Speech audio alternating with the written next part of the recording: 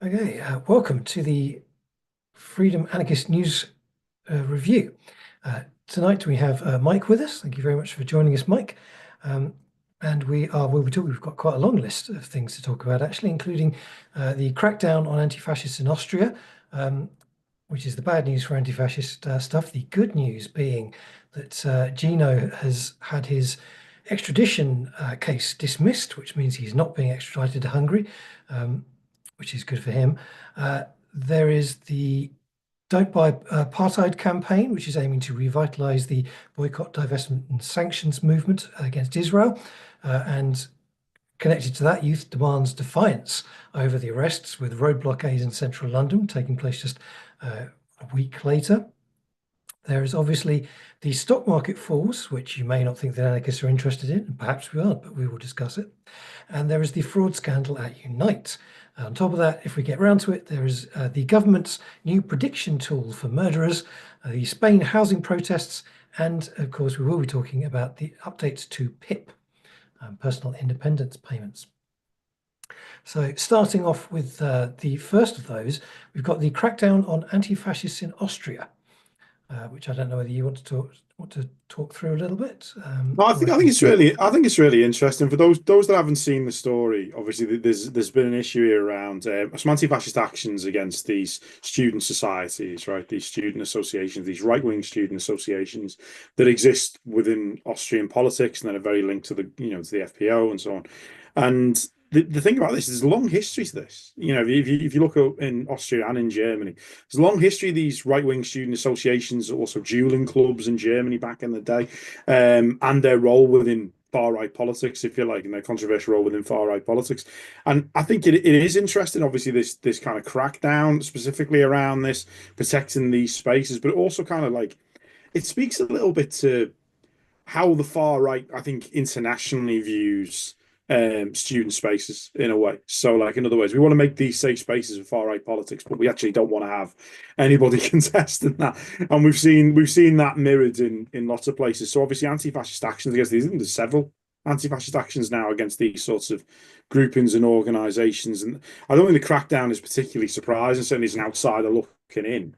But I think it parallels, and I don't want to extrapolate too much from an individual case. Obviously, people, comrades in Austria will know better than I do about what's going on there. But it does parallel that kind of thing about there's this kind of narrativization of these spaces as being lefty radical universities and so on. But there's this strong tradition of far right activism in universities and in academic spaces, and anti-fascists have been trying to combat that. They've been trying to fight that consistently, and for that they get demonized. So I don't think that's unique to Austria, at least.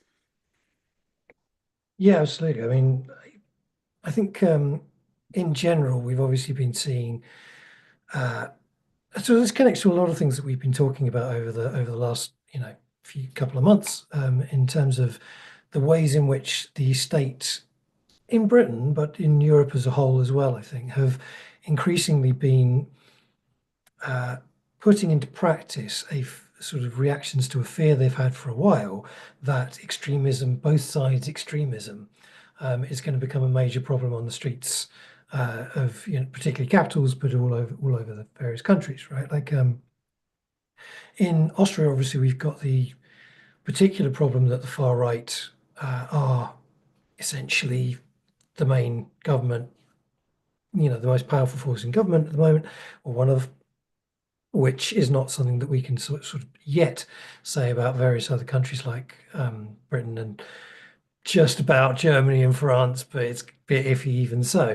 But the general trend has been that politics has been moving to the right, but is panicked about a split into violent extremism from the far right and from the far left. I think they worry about the far left considerably more than they need to, for the most part.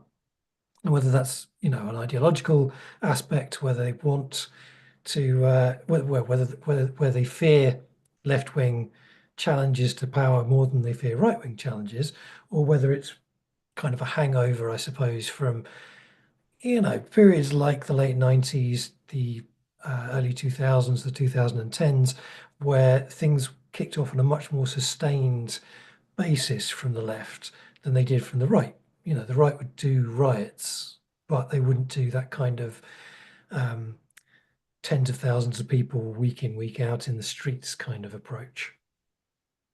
Yeah, it's quite interesting you say that because I was thinking just as you were talking about, when you're talking about this kind of repressive apparatus being implemented against, a narrowing of the political spectrum, and this will shift right gradually and into more and more horrific right wing spaces, but the far left and the far right are equally bad. We've seen that in the UK, as I know comrades have spoken about, with the prevent guidance and the way the prevent guidance has shifted over time. Now, there's always been far left stuff targeted in that, but anarchism is specifically named in prevent guidance. I think in the last set that I saw, it was far left extremism, far left and anarchist extremism was I was grouped together, and I remember. At least in the copy of the guidance that I saw, and obviously this is stuff that people will see because it's around and about, it's publicly available. But at least in the copy that I saw, there was a kind of muted concession, but there is no anarchist movement in the UK, which might wound our feelings, which might wound our feelings very greatly. But They're often clearer eyed than we are about our yeah, movement yeah. from the outside, I suppose. But it's just what really struck me about that, going back to your point, mate, is the contradiction between, well, we've got to give this sort of, not if not equal billing, we've at least got to say it's a real thing and it's a thing, but it's not really a real thing. We kind of know it's not a real thing, and there's this tension, in this policy wonky document that nonetheless is trying to echo these talk that just doesn't make any sense. And it reminds me of a quote that anyone who's been around freedom for any length of time will know very well, which is an old quote from an interview with the Freedom Collective, I think in 1968 or whatever it was. I can't remember if it was Colin Ward who said it, and I should know. But one of the Freedom Collective interviewed by the BBC in 1968 says, "Well, if the police are watching us again, it means we matter. So this is great." You know what I mean? So I think we have seen, as you say, and there's been this thing about the left wing extremism. I absolutely agree. I think you come back, like, not to get too classical, but I think it does come back to the consistent, like, centre and right fear about property, doesn't it? Ultimately, we have issues with property. They worry about that a great deal. So I think that plays into that. But as you say, with the declining economic situation, which now has been a tailspin forever, hasn't it? We think back to the alter globalisation movement in the 90s and the early noughties. Obviously things were always bad, and they were always bad for a lot of people. But within the kind of more affluent sections of the West, that was not a bad time to be affluent in the West, and certainly even middle class. Now, given there's the kind of demise of hope as a construct, yeah, in a perverse way, if we think about it as devil's advocates, it makes sense for them to be focusing on something that really isn't really very militant at the moment, or isn't really very present, but nonetheless is their real shadow and fear, isn't it? And look, I'm a historian, so and I'm a Scouser, so I'll witter on forever. But if you go back to, I think it still conjures up images of Haymarket in the 1880s and the 1890s and all this sort of stuff. There's this kind of, anarchism and the far left as this kind of other that the kind of centrist mentality can't cope with. So I think it parallels a lot of things we're seeing in lots of different places, even if, actually direct action that you're seeing from the left and the far left is, well, certainly far less threatening to people than some of the direct action you're seeing from the right. I mean, there's a kind of a tacit understanding both from liberals and the far right, I think, that neither of them are actively a threat to one another. In as much as liberals, the far right doesn't care about liberals as long as liberals shut up, basically. And liberals are quite happy to shut up when things get a bit scary, for the most part, with honourable exceptions. Um, and the liberals are well aware that they aren't the target ultimately, which is why they're prepared to shut up a lot of the time. There's this big thing obviously been going on in the US where liberals are sort of going in strongly saying, oh, Trump is a fascist and all the rest of it. It's like, yeah, I mean, aspects, I suppose. I don't think he is in the same way as, say, Hitler was. Um, but at the same time, for all of the furious anger that MAGA shows towards the liberals, really what they want the liberals to do is just accept their position. If that happens, then they haven't got a problem. Yeah, and just on that, like, the kind of I don't like the way quote unquote liberals with a small L, I will stress with a small L, and or centrist, personality politics and kind of stock and trade we see all the time in the media. There's no structural analysis. Any structural analysis is conspiracy theory. So let's just talk about personalities and that'll make the world go around. But just on that one bit about Trump that I think speaks to what you're saying, you know, one of the things that's well known about Trump in the US is that he's got massive personal insecurities about the fact that he was never accepted by much of the US establishment. And as a result of that, he does see himself perversely as some kind of insurgent. He really does see himself like that because, and he wants to make everyone basically, essentially bend the knee to him and submit to his authority. And that's a constant pattern of his personality. And everyone you speak to, and even fair few scholars that have written about him say that. So I think that absolutely coheres what you're saying in terms of the Macs just want to be the boss. They want to be on top. They want to make sure that these marginalised liberals stay marginalised and etc. I think with the fascism point, I think I probably lean more towards there's something in it in the sense that I think it's less to do with Trump really and the forces around Trump. I think really because I think there is a coherent fascism in there. It's just that he doesn't always represent that. He's a kind of I think that Trump coalition is a really interesting thing because we're seeing it now with them fighting each other. So we'll come to the stock market piece in a bit.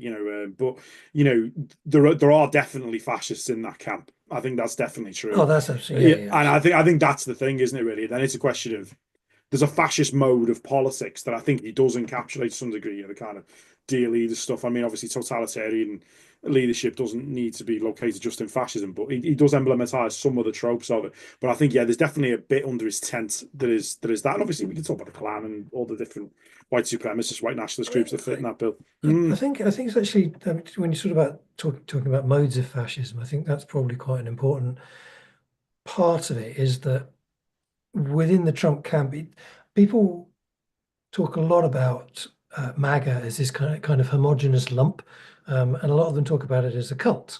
And and again, there's elements of the Trump camp which does act in a kind of cultish way, elements which actually are far more the elements which are actually actively surrounding him politically, which instrumentalize MAGA and Trumpism without really giving much of a damn about it as a phenomenon.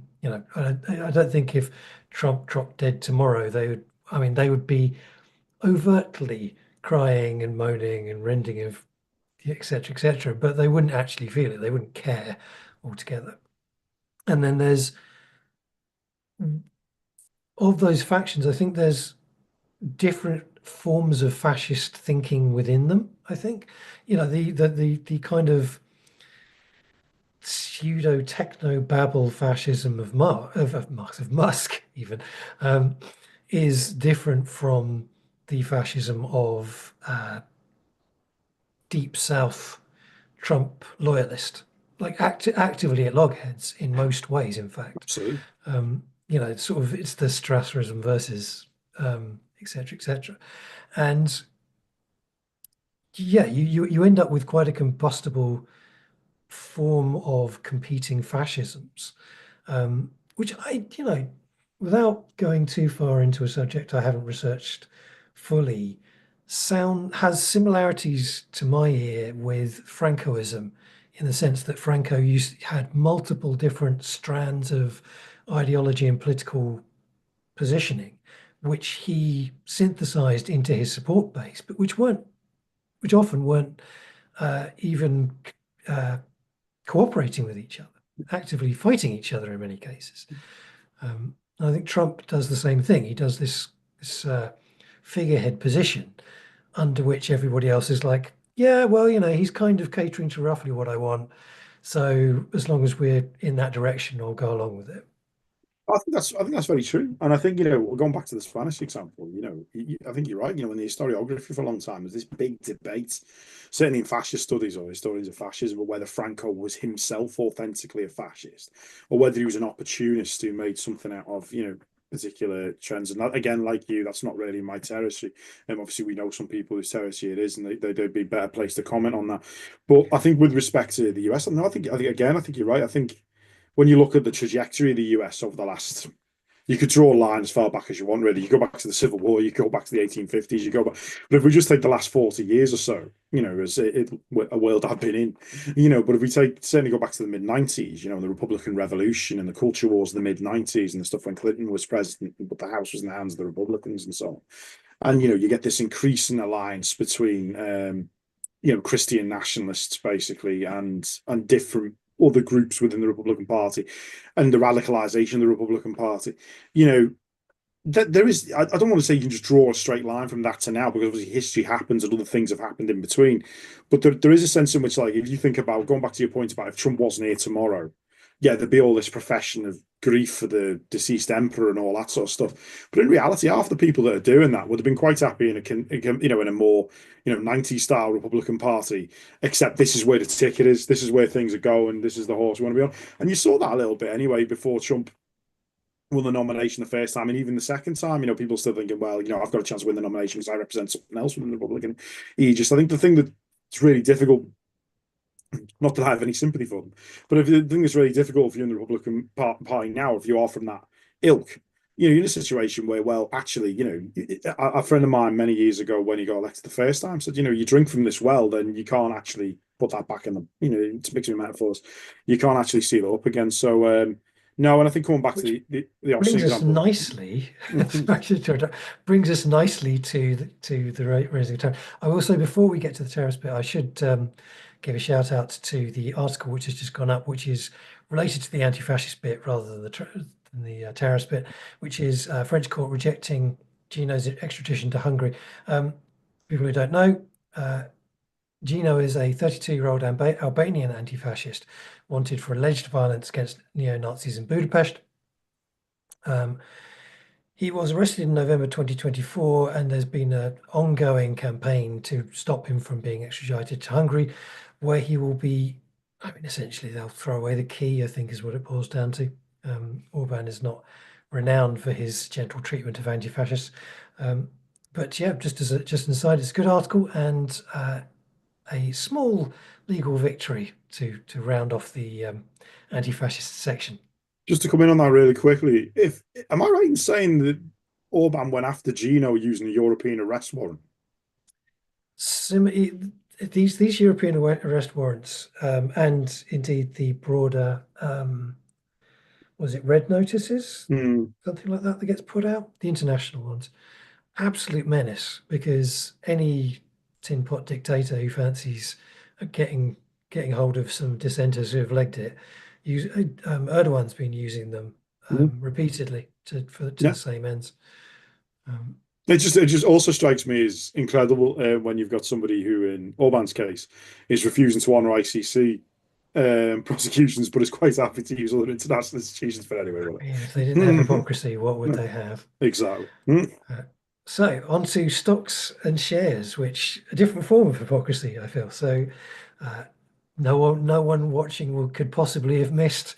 There's been a 10 to 14% drop in the stock markets over the last few days. Absolute chaos, destruction, abomination, apocalypse, and other words beginning with A. I don't know. Like I think there is a strong tendency, particularly for people who are looking for everything to be going wrong because the wrong guy got in, to be picking out examples like this and going, this is the end of the world, and kind of throwing the analysis out with the bathwater to a degree. There's a lot of people who are sort of liberal or left who, 6 months ago would have been saying, look, stock market movements don't mean very much, and they're really mostly a reflection of fear and greed amongst people whose opinions we don't think should matter anyway. It's a bit more than that, obviously, because these things have real terms consequences, particularly over time. But yeah, what's the view on kind of both the imposition of tariffs, the China's evident decision not to back down, and the whatever the plan might be going forward, I suppose.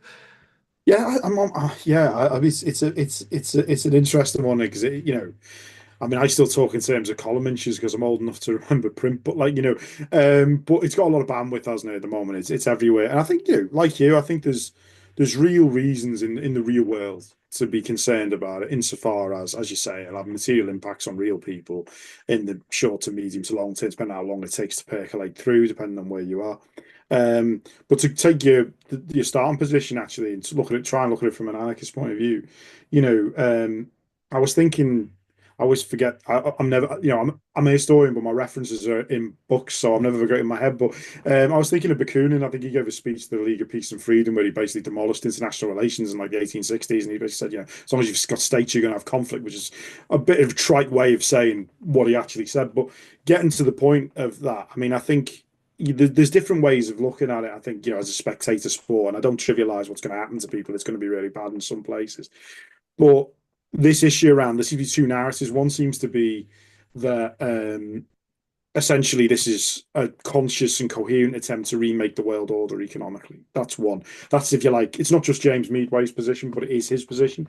And then there's another position, which is, well, let's say Paul Krugman's position. Again, it's not just his position, which is that actually, no, it's not. It's just wild and it's just really stupid, basically, and it's going to cause chaos and and coming to the anarchist point, I think the issue is like from our perspective, like I am worried about it. Of course, I'm worried about it because like I have a pension, so I'm worried about things like that, and I'm worried about other stuff as well.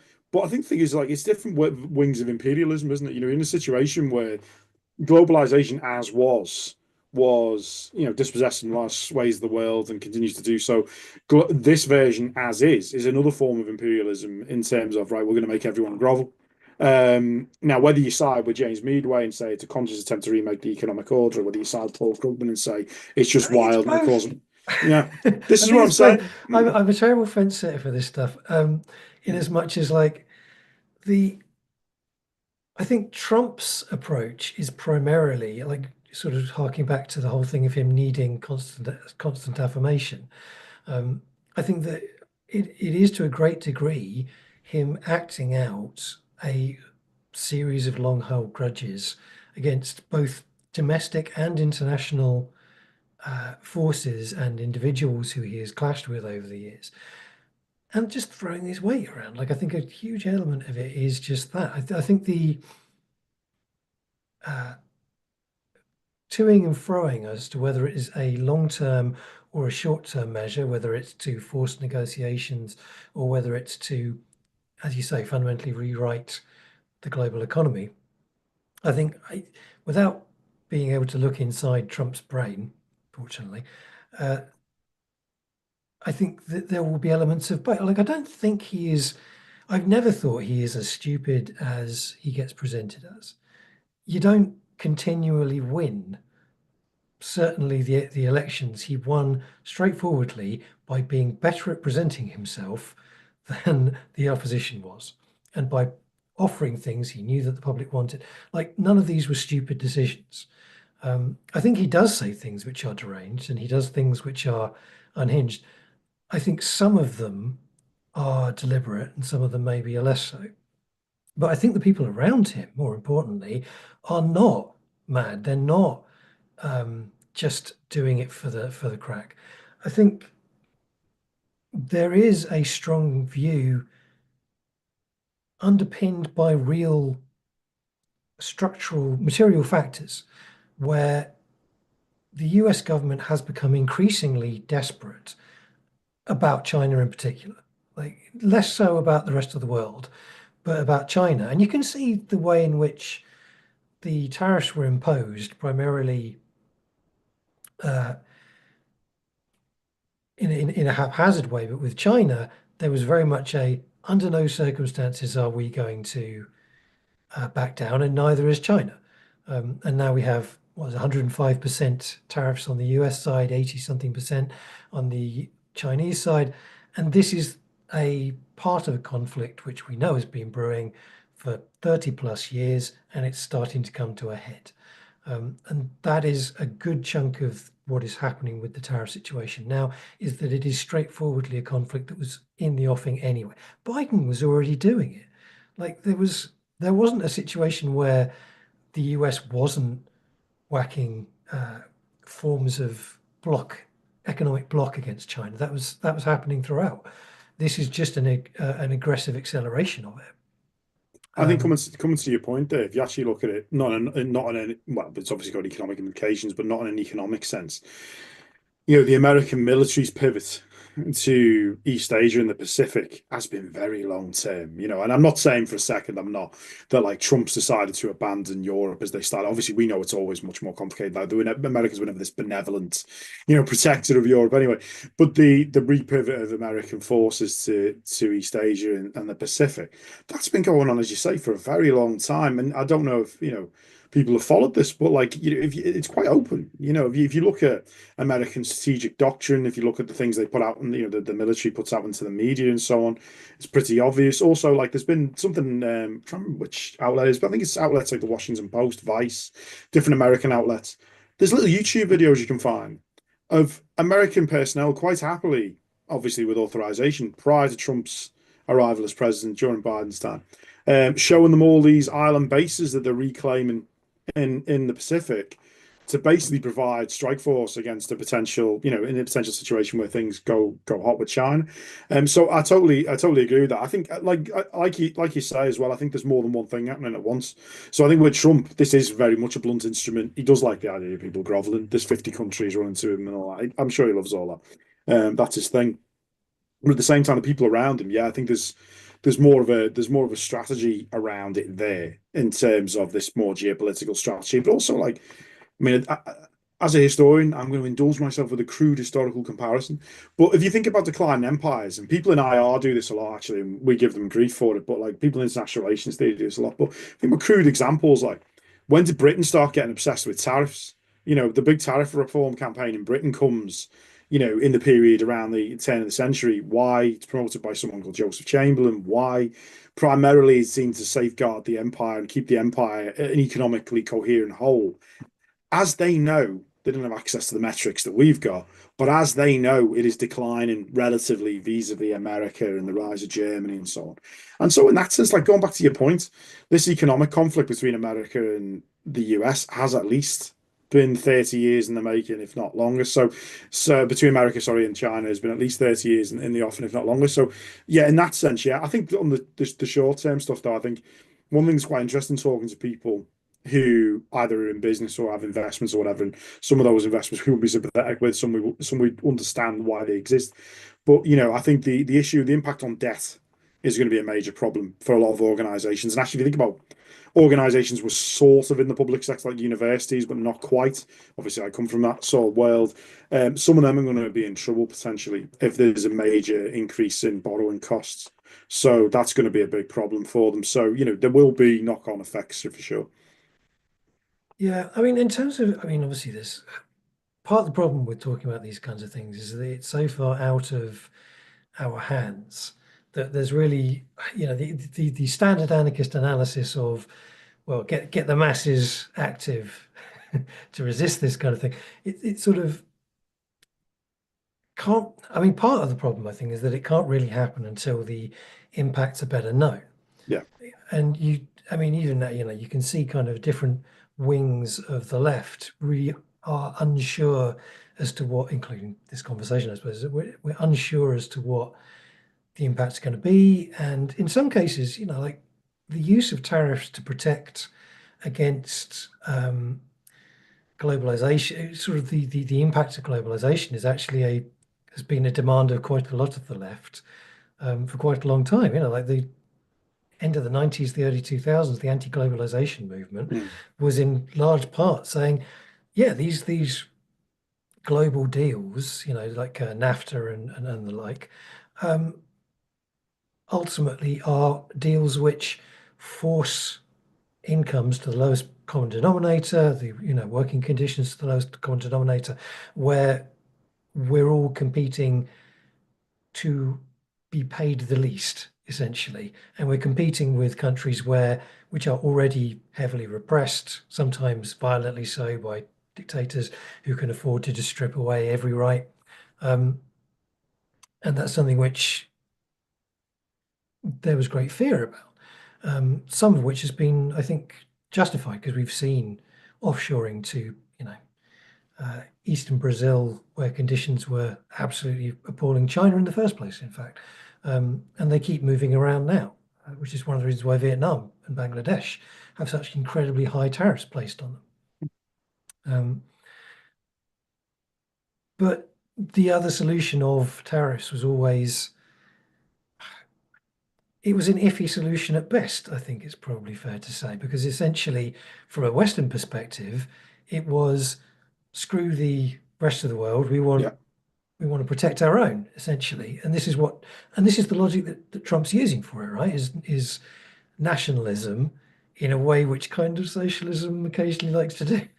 Well, you think about, you go back to like, I think a really good point there about the link between sort of tariffs and xenophobia to some degree, actually, as well, because like if you think to trade unions haven't always been great on tariffs. Let's be honest about that. They haven't been. They haven't always been great on tariffs. From the point of view of somebody, if you think tariffs are a bad thing because they're going to screw most of the world, then trade unions haven't always been good on that. But equally, trade unions, and I say trade unions, when I say trade unions, obviously I mean the kind of unions that we see generally in our societies.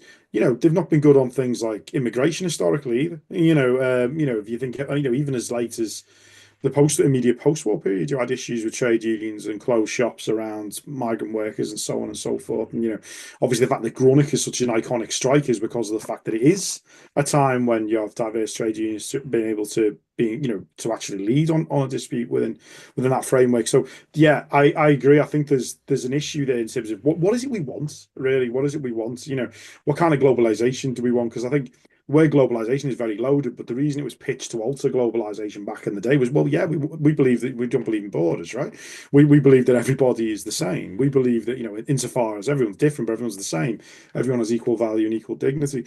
And, but the point is, as you say, these kind of protectionist measures do have cut through with certain sections of the left that also probably, going back to your point actually earlier on about red brown stuff, probably do actually have some sympathy with some of the nationalistic constructs of who is the chosen people and all this sort of stuff in terms of the white working class, if you like, in Britain and things like that. So that's a really difficult one, I think. But I think, yeah, I think the issue is if you look at how it's being implemented now, it's pretty obvious as well that, yeah, as you say, yeah, there are these big trade imbalances and so on. There's reasons why that's the case. But at the end of the day, oligarch capitalists made a killing out of the previous system. No doubt there'll be a killing made out of this system. And it's a bit trite to say that everybody else gets caught in the crossfire, but that is usually what happens in capitalism. Yep. On which note, we should probably move on to the next one because we've managed the quarter of an hour each for each. It's very good timing. So we have the Don't Buy Apartheid campaign, which is aiming to revitalise the boycott, divestment and sanctions movement. This is essentially a big public call out which has been made by the usual suspects, essentially, which are the trade unions are sort of involved, the NGOs, left of Labour, or rather the independent section now, I suppose. But it's an attempt to revitalise what has been a struggling system. And obviously the BDS campaign faltered quite badly under the Tories because the Tories essentially threw a massive strop and made it quite damagingly, I think, illegal for local government authorities to join in. And they were among the primary targets of this kind of thing, because obviously getting businesses to join in boycotts is a bit of a non-starter a lot of the time. And local government is one of the major forces which can actually purchase things. Yeah. One of the things which I think is quite useful is that they have listed a series of companies which it believes should be particularly targeted, rather than having a general "don't buy Israeli" boycott, which it's so with South Africa, I think there was also a similar thing of don't buy specific things because you know that those are going to be from South Africa. Whereas with Israel, because it's got such a wide variety of stuff that it sells to Britain and quite often is hiding the way in which it is selling to Britain, it's much more difficult to just say to people, go to the shop, don't buy Israeli. So they've gone with insurers, which I thought was an interesting one. Allianz, Aviva, AXA, Zurich, and RSA, which collectively invest 1.34 billion in companies supplying military equipment used by Israel since October 7th, 2023. This is in concert with Youth Demand, which has obviously had a bunch of people arrested fairly recently, but has gone ahead and done a couple of different major demonstrations, the most notable being a traffic blockade in central London, which it is planning to do every Tuesday and Saturday this month. If you want to be getting down to it, keep an eye out for that, I suppose. So yeah, boycotts and blockades. Yeah, just going back to what you were saying about revitalizing BDS, or the attempt to revitalize BDS that it represents. I think one of the things, you're right. I think that the Tories worked very hard to make this a major, issue where it was very difficult for people in local authorities, for example, to not contract, or to not engage in certain purchasing and so on. I think, but that general volatility of that whole period, I think, was quite made life very difficult for people who were involved with BDS. I think the other thing about BDS, though, just from a if you like, to sound like I've escaped from the West Wing, and from a communications perspective, I think one of the difficulties with BDS, you've rightly highlighted, Israeli goods across the supply chain, they're in lots of different aspects, like in many countries, like many countries' goods are, but they're more diverse in terms of their offering. And it's not so the having finite targets would seem logical in terms of being able to actually deliver some tangible effect. And I think when BDS has had success in the past, it's when and I know BDS evolved to the point where they had different levels of goal that they had for different organisations.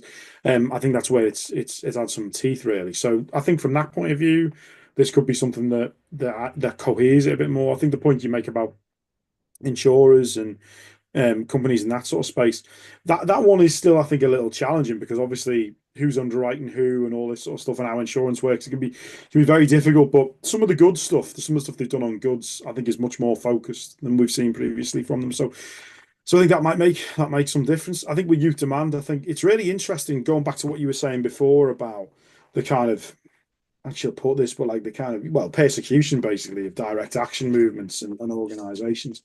The level of resolve we've seen from them, and I think going back after the raid on the Quakers meeting house, I mean, that was fairly iconic, I think, to some degree. I think partly because, although Youth Demand is obviously not a Quaker group, the fact that it was a Quaker space, and the Quakers have a general, I think, modicum of respect within certain sections of British society for their kind of historic principled stances. I think that really gave Youth Demand a bit of cut through in terms of how they were being targeted and so on.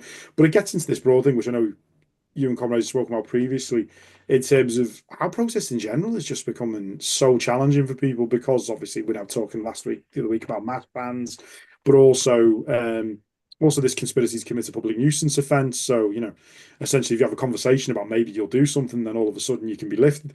In that sense, Youth Demand has shown a lot of courage and resolve, really, to keep going with it. But also, I think that also proves the point, in a weird way, perverse way, of our opponents, which is there is something that they should be concerned about, because young people definitely feel that a section of young people certainly feel they don't have a voice within the parliamentary system. And obviously, we probably on principle don't think that anyone really has a meaningful voice other than those who stand to benefit from it. But I think they've shown a lot of resolve there. And it's a weird one, because I know when you get into these discussions of people's actions and tactics and so on, particularly online, it can get very sectarian. People can get like, you shouldn't do this, you should do this. Or, actually, I've got a better way of doing it. And I always think about everything that I've been involved in, is everything I've been involved in pretty much has failed.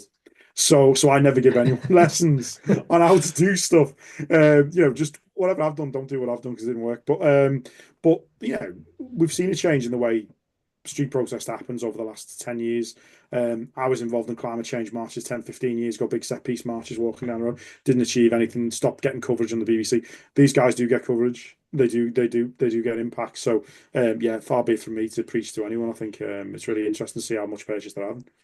Yeah, I mean, it's also, I think the major complaints the anarchist movement as a whole, had mostly had about the likes of Just Stop Oil, for example, was the worry that people were taking action without knowing what the consequences were Yeah, likely to be. Um, because, obviously fundamental to an anarchist conception of protest, mass or otherwise, is that consent needs to be informed under those circumstances. Otherwise, you're just sort of, acting no better than the people you're going after. absolutely. Uh, with youth demand, I strongly get the impression that they know what they're about, um, and I think one of the things that Just Stop Oil has achieved is it has made it clear to anybody who's getting into protest what the consequences potentially are. That Absolutely. is that is a genuine thing that has happened, which means that the generation coming up now is just more actively aware that it is likely they will get lifted and are prepared for it. Like the reactions that people have been having haven't been panicked.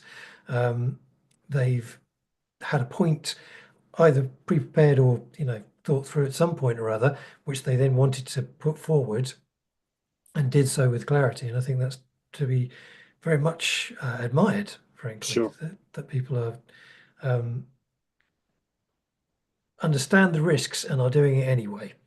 Which, given the situation in terms of like the ability and willingness of the state to repress, is something which is going to be very much needed, I think. Yeah, absolutely. And I think going to your point about the way things have changed since JSO started doing what they were doing. I mean, I've actually been there when JSO have disrupted stuff. Not, I wasn't participating, but I've been there and been surprised like everybody else.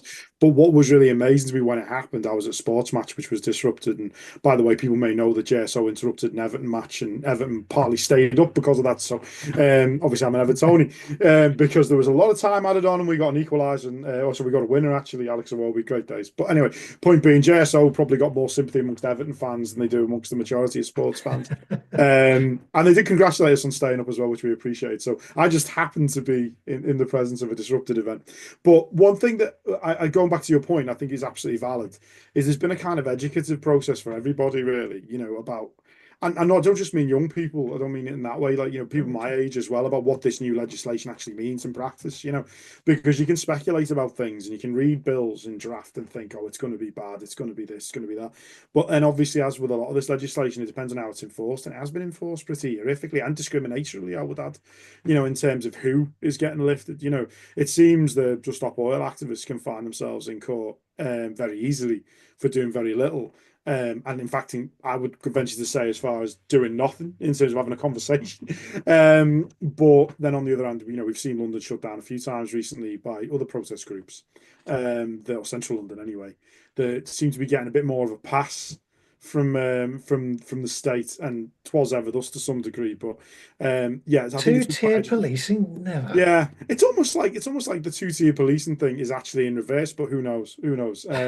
So, but but I do think it's been educative for a lot of us as well. If think we've been around for a while. In my case, probably haven't been around as long as I'd like, but and actually seeing what's happened, and as you say, the level of resolve, but also the level of um, insight people have had going into it is really impressive. It's genuinely impressive. And as you say, when you're in a space where you can't rely essentially on, I mean, we never believe you can rely on parliamentary politics, but you can't rely on the kind of institutions that maybe younger generations might have put faith in previously, then that can't be anything other than a positive, really. So, as you said earlier on, you can look for reasons to be downcast. You can also look for reasons to be a bit more positive.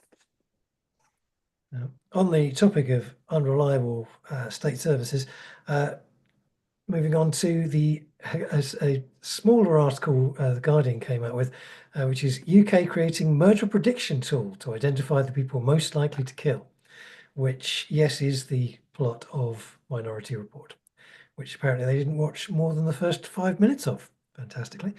The government's programme is hoping to use the personal data of those known to the authorities to identify those among them most likely to become killers. Obviously, there's I mean, where do you start with what's wrong with that? Um, just from the fact that the people who the police are most likely to pick up are the people who will be on a database, which is then rinsed for the people most likely to commit murder, using AI trained presumably by the police. Yeah, Of so course, no particular problems with that whatsoever. Can't see anything wrong.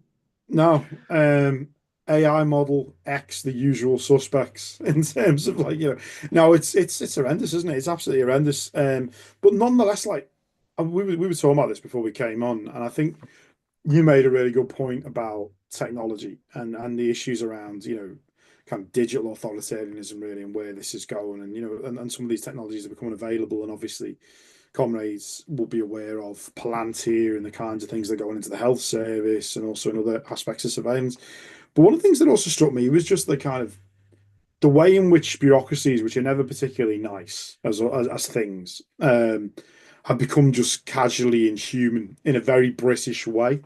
And in the last 30 odd years, the advent of neoliberalism created a new kind of bureaucracy, as we were all converted into human resources, where, well, why wouldn't we do this if we had this tool? In the same way, why wouldn't we get some of these HR platforms to do illness dashboarding on the sick days and the cost to the business and all this sort of stuff, which if you're a disabled person or sick person like me, you know about anything great, fantastic, but these technologies are there in every conceivable possible nasty use they can use them. Any use case, to use the business parlance, will be used. And I mean, I can see how what this pitch was like in about 5 seconds from whoever was putting out, which was like, we might be able to prevent more meds. We might be able to make murder rates by X% if we just let loose this tool on this data.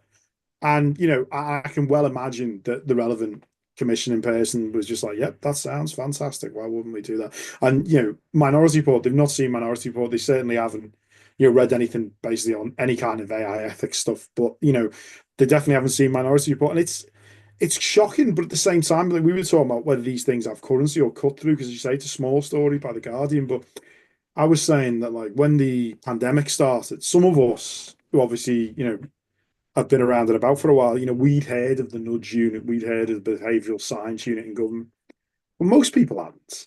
And then all of a sudden, this unit that you haven't really heard of, that you don't really know what it does, is suddenly to the fore in public health policy, and that's going to have real world consequences in people's lives and death. So I think it's an important story that it's out there. I think it's important that people know about it. I think it's important that people kick up a stink about it. But I think it's also important because it illustrates the direction of travel of where all these technologies are tending to. I think. And the way in which I think so, I remember the first. Actually, this connects to another little story that's been out, which is Tony Blair is back pitching identity cards again. Um, is that I remember when I first started watching politics around 97, 98, there was a big hoo-ha then about identity cards. And there were senior Tories um, saying how Ken Clarke, I think, was one, saying how this was an assault on British values of freedom.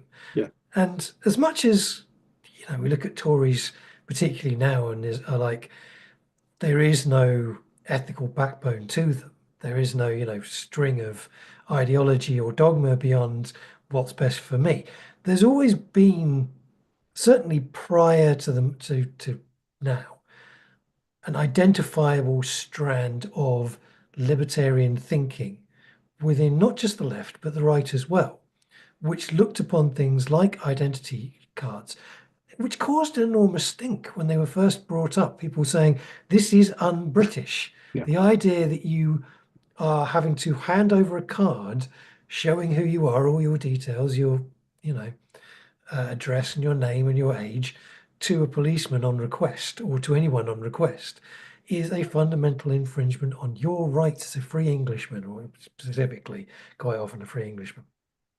And that has just disappeared from the national conversation. The fact that this article isn't front page news as a kind of dystopian or Orwellian kind of infringement on personal liberty speaks volumes to the way in which conceptions of liberty have degraded over the last 20 plus years. I couldn't agree more. I think everything you say there is spot on. I think the point actually, and I know we laugh amongst ourselves when we say principled Tory, because obviously we have views on that, but nonetheless, yeah, the Tories who did have a view, or people on the right who had a more libertarian view in respect of things like identity cards. I mean, you're talking about Ken Clarke going back to the late 90s. We go to, I think it was mid 2000s. Blair was on the bandwagon with it in a big way, and if I remember rightly, David Davis, who's as right wing Yeah. as they get. David Davis, proper, death penalty guy, all this.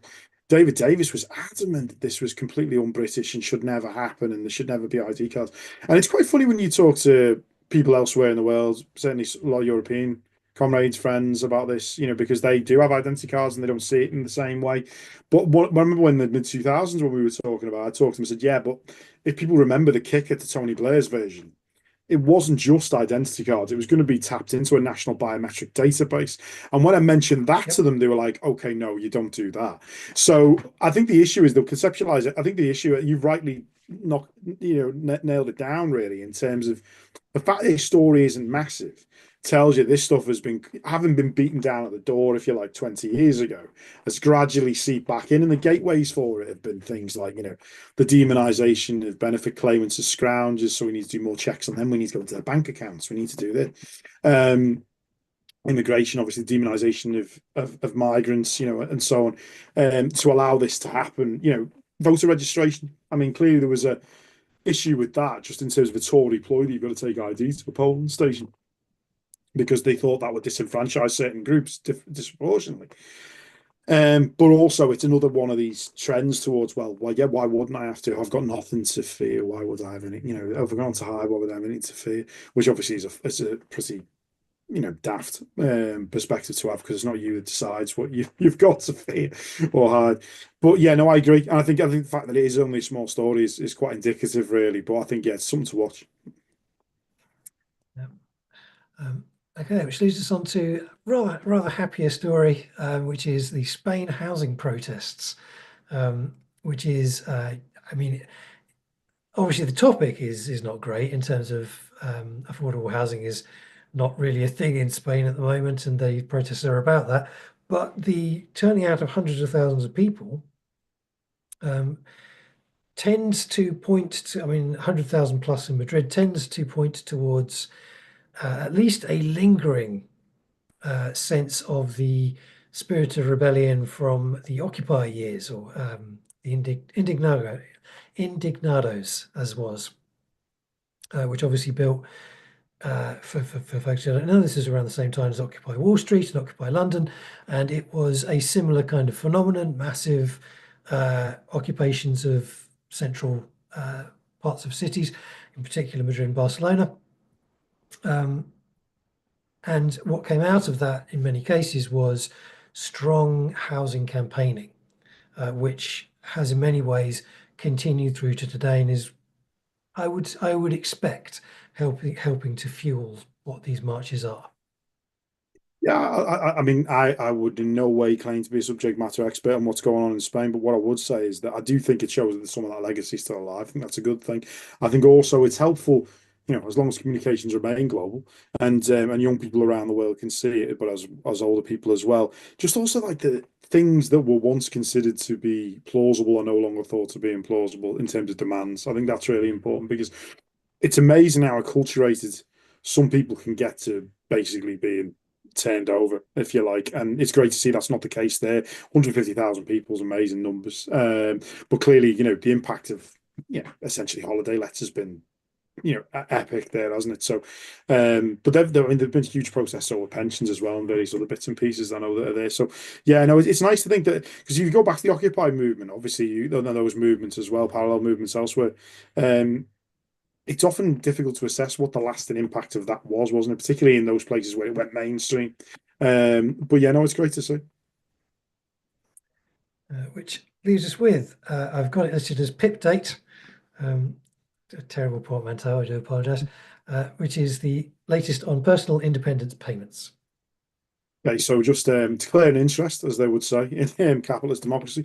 But I'm a disabled person. I have multiple sclerosis. I'm not a PIP claimant, although I'm in the process of considering whether that's something I should be doing. But just in terms of the landscape of it, it's been discussed on the previous few reviews. It's obviously a massive issue for disabled people and people in general.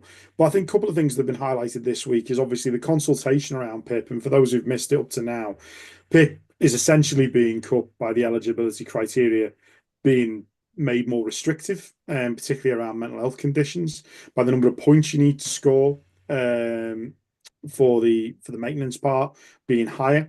That so it's been made harder to get essentially, um, and that will affect a lot of people, in a huge way. It's not an employment in work. Sorry, it's not an out of work benefit.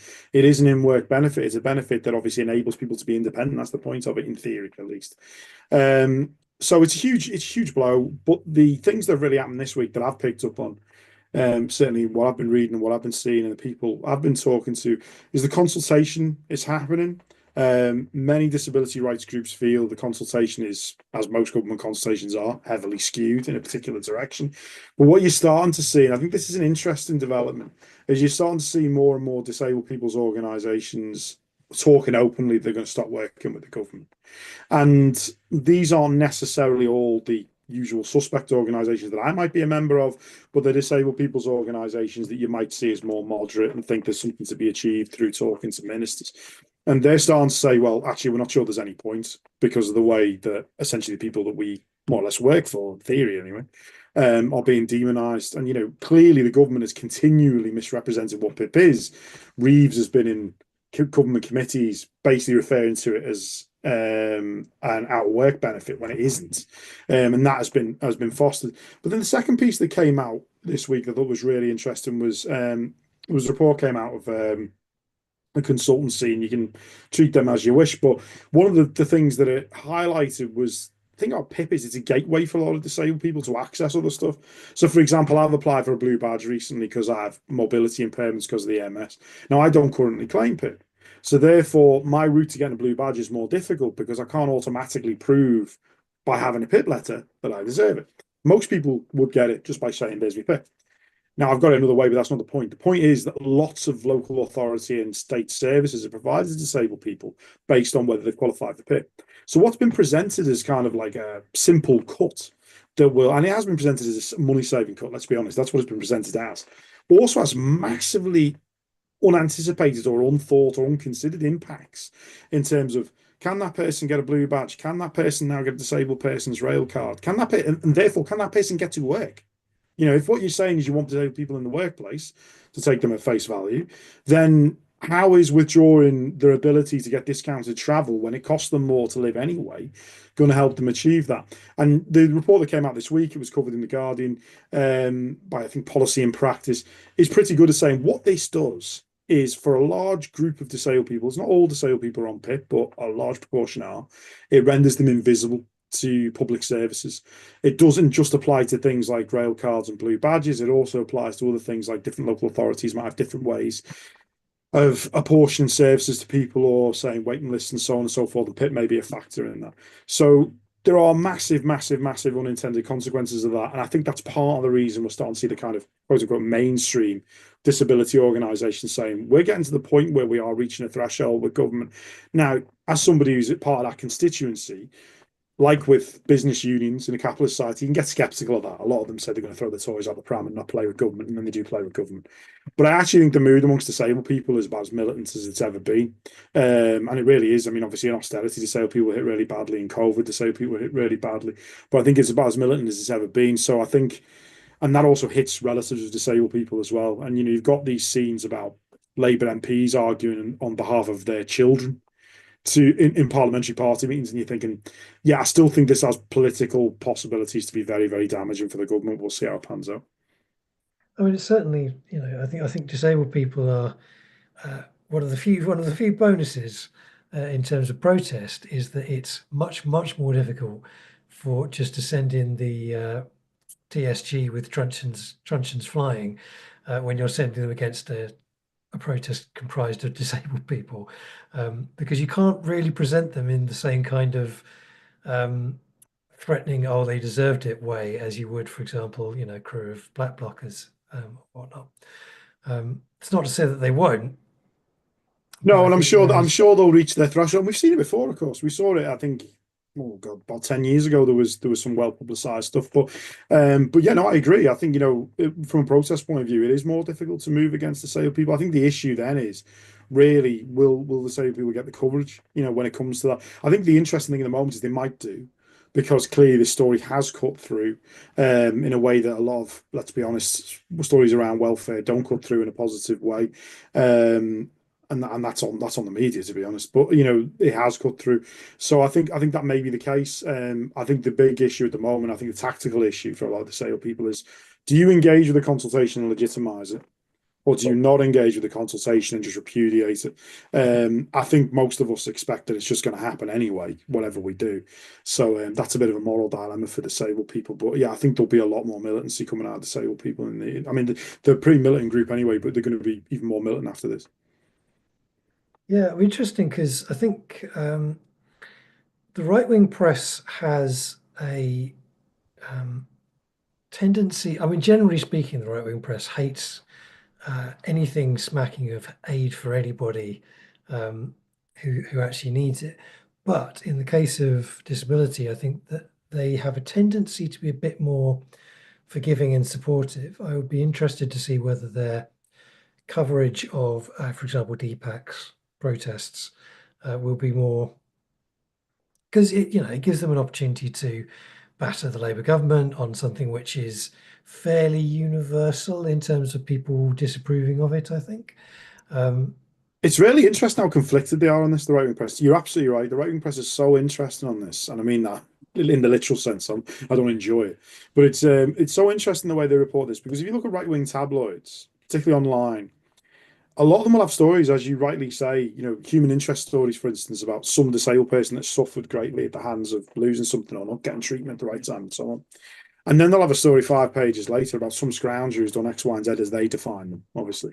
You know, and the two things will exist together. And to be fair, that may actually speak to the readership. Maybe they know the readership that well. Those two things can exist in the same mental universe. I could easily see it. I Yeah, mean, it's the concept of the deserving poor, essentially, right? Like it's this idea that if you're disabled, well, you've already gone through it a bit, so therefore you should probably get a little something. I mean, I but have that then I have Tory family who I could easily have them saying that. Absolutely, But I no think you, problem. I think you're spot on with the kind of Victorian deserving, undeserving, Edwardian deserving, undeserving. But that then gets back into defined disability, which comes back to this PIP reform issue. Because let's be honest, because these things are blunt instruments, and whenever they do these sorts of refinements, and also you know to outsource whoever does the assessments or whatever, you know you're going to catch everyone in the net. But the real target seems pretty obvious: are A, young people first off, and B, young people and people who have either mental health problems or neurodiverse and so on and so forth. And you know, I mean, apart from the fact that that's just appalling, pure and simple, it's definitely drawing a divide between people who've got visible physical impairments and people who have what sometimes classed as invisible disabilities. And you know, that comes back to your deserving, undeserving poor. But we want to narrow the deserving down as much as humanly possible, whilst at the same time having a mental health awareness week, for instance. We want to be aware, but we don't want to do anything about it. So, you know, that's the beauty of modern government, I think. Yeah, sounds about right. On which note, I think we that was our last topic of the evening, and that's almost a nice round hour as well. So look at that for professionalism. Right. Well, thank you very much for coming on and talking. Instantly, are you still plugging your book? And if so, would you want to? I'll definitely plug my book if there's a book plug going. Yeah, Yeah, yeah. I wrote. Well, Oh, thank you. I appreciate that. Yeah, I am. yeah. Thanks, man. Yeah, I'll definitely plug it. Yeah, I wrote a history of anarchism. If anybody wants to read a history of anarchism at the moment, I sometimes I read histories of anarchism just for solace. But yeah, I wrote a book called Debating Anarchism. It's by Mike Finn, and it's a history. It's a short history of anarchism. It came out a few years ago, a couple of years ago, and yeah, it's. I wouldn't say it's available wherever there's bookshops, because it's a book about anarchism, so I. But you'll be able to find it, and it'll be around. But yeah, no, thanks I'm for that, pretty mate. I sure Freedom appreciate will it. have a copy, or can get hold of one. Well, I can definitely get you one if you want one, mate. So my pleasure. But thanks so much for that. I appreciate it. Thank you very much for showing up, as I say, and yeah, we shall